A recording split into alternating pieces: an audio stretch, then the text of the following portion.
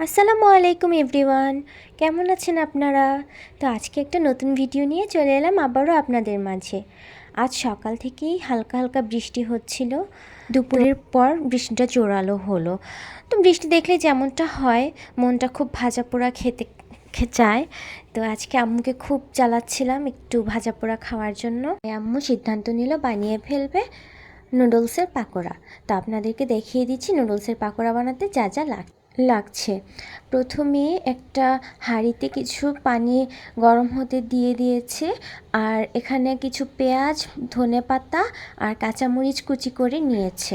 পানিটা যখন বলক আসতে শুরু করলো তখন এখানে নুডলসগুলো ঢেলে দিচ্ছিল, মশলাটা সরিয়ে রেখেছে।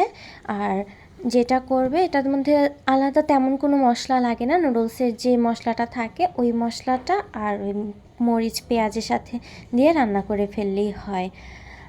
আম্মু এটাকে সিদ্ধ হওয়ার জন্য দিল নুডলসটাকে। সেটাকে দেওয়ার পর জাস্ট একটা বলক আসার পর চুলাটা অফ করে রেখে দিব কিছুক্ষণ গরম পানিটাতে। তারপর এটা আম্মু ভালোভাবে এটাকে ধুয়ে নিচ্ছে, দেখতেই পাচ্ছেন আম্মু কীভাবে ধুয়ে নিচ্ছে। তো এর মাঝেই বলে রাখি, আমার আম্মুর এরকম স্পেশাল কিছু রেসিপি, আমাদের দুই ভাই বোনের খুনসুটি আরও মজার ভিডিও পেতে আমাদের চ্যানেলটাকে সাবস্ক্রাইব করে অবশ্যই আপনারা পাশে থাকবেন। আর আমাদের ভিডিওটি ভালো লাগলে লাইক করে কমেন্টে জানিয়ে দিবেন। আর আপনার আশেপাশের বন্ধুদের সাথে এবং পরিবারের মানুষের সাথে ভিডিওটি শেয়ার করে দিবেন।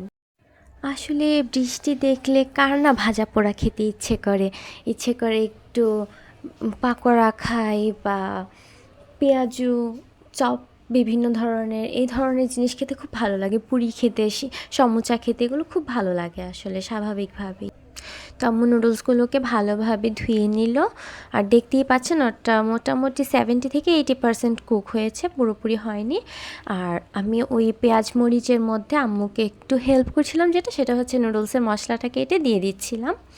এই নুডলসের মশলাটার সাথে আর কিছুই দেওয়ার প্রয়োজন নেই, সাথে হচ্ছে শুধুমাত্র নুডলসটা দিব আর একটা বা দুইটা ডিম দিয়ে দিচ্ছি। এই তো আমি সবগুলো কেটে নিয়েছি। আম্মু যখন নুডলসটাতে ডিমগুলো দিচ্ছিল তার সাথে হচ্ছে একটু লেবু রস দিয়েছিল একটা টুকরা, যেটা আমি ভিডিও নিতে পারিনি, দুঃখিত। আপনারা চাইলে লেবুটা স্কিপ করতে পারেন, চাইলে দিতেও পারেন, এটা সম্পূর্ণ অপশনাল। তারপর এটাকে ভালোভাবে মেখে নিতে হবে। আর সাথে চাইলে আপনারা হালকা সরিষার তেল ইউজ করতে পারেন, এটাও অপশনাল, যদিও আম্মু এটা দেয়নি। আর এই তো এভাবেই তো আম্মু রান্না করছিল। ভালোভাবে সবগুলো ইনগ্রিডিয়েন্ট মিশিয়ে নেওয়ার পর যা করতে হবে, চুলাতে প্রথমেই একটা কড়াই দিয়ে ভালো করে গরম করে নিতে হবে। তারপর কড়াইয়ে তেল দিয়ে দিতে হচ্ছে। তার আম্মু কড়াইয়ে তেল দিয়ে তেলটাকে গরম করে নিয়েছিল। গরম করে নেওয়ার পর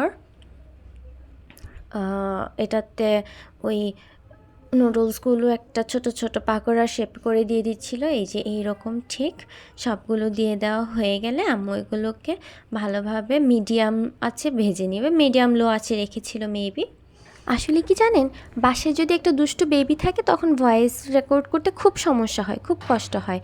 ঠিক আমাদের বাসায় এরকম একটা দুষ্টু বেবি আছে। দুষ্টু বেবিটা কিন্তু আমার ছোট ভাই বা আমি নই, আমার আম্মু, সে নিজেই। তো এই তো সবগুলো যখন এক পাশ ভাজা হয়ে গেছে, তারপর এগুলোকে আম্মু সবগুলোকে আবার উল্টিয়ে দিচ্ছিল। তো যেটা করতে হবে সেটা হচ্ছে দুই পাশ যখন প্রায় গোল্ডেন হয়ে ভাজা হয়ে যাবে তখন এগুলোকে নামিয়ে নিতে হবে। যদিও আমি আমার আম্মুর নামিয়ে নেওয়ার ভিডিওটা আপনাদেরকে দেখাতে পারছি না, কারণ আমি ওটা ভিডিও করতে ভুলে গিয়েছিলাম। I am really sorry. তো যে কারণে আম্মুকে দুষ্টু ভেবে বলছিলাম। এগুলো কতটা ক্রিস্পি আর ক্রাঞ্চি হয়েছিল এটা বোঝানোর জন্য আমি আপনাদেরকে একটা ভেঙে দেখিয়েছিলাম, যেটা হচ্ছে একটু আমি সাউন্ডটা নিতে পারিনি। আম্মু তখন জোরে কথা বলছিল, যেগুলোর জন্য আমি একটু ক্রিস্পি সাউন্ডটা বোঝাতে পারিনি। এই দুষ্ট বেবিটার জন্য আমার সব সময় এরকম হয়, এভাবে ভয়েস রেকর্ড করতে নিলে অনেক ঝামেলা হয়ে যায়। সো যাই হোক, আম্মু দুষ্টু বেবি হলো, আমাদেরকে খুব ভালোবাসে, আমরা তো তার good girl and good boy. সেই তো এগুলো ভাজা হয়ে গেছে সবগুলো।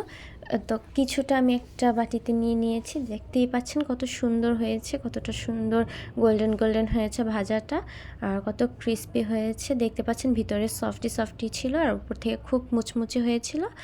আপনারা এটাকে নিজেদের বানানো কোনো চাটনির সাথেও সার্ভ করতে পারেন বা সসের সাথেও সার্ভ করতে পারেন, এটা আপনাদের সম্পূর্ণই যার যার ব্যক্তিগত ব্যাপার। তো এই ছিল আজকের আমাদের ভিডিও। আপনাদের কাছে কেমন লাগলো আমার আম্মুর দুষ্টুমির কথা শুনে অবশ্যই কমেন্টে জানাবেন। আর কার কার বাসায় এরকম দুষ্টু বেবি আছে অবশ্যই জানিয়ে দিবেন। আমাদের ভিডিওটি ভালো লাগলে সাবস্ক্রাইব করে পাশে থাকুন। আল্লাহ হাফিজ এভরিওয়ান।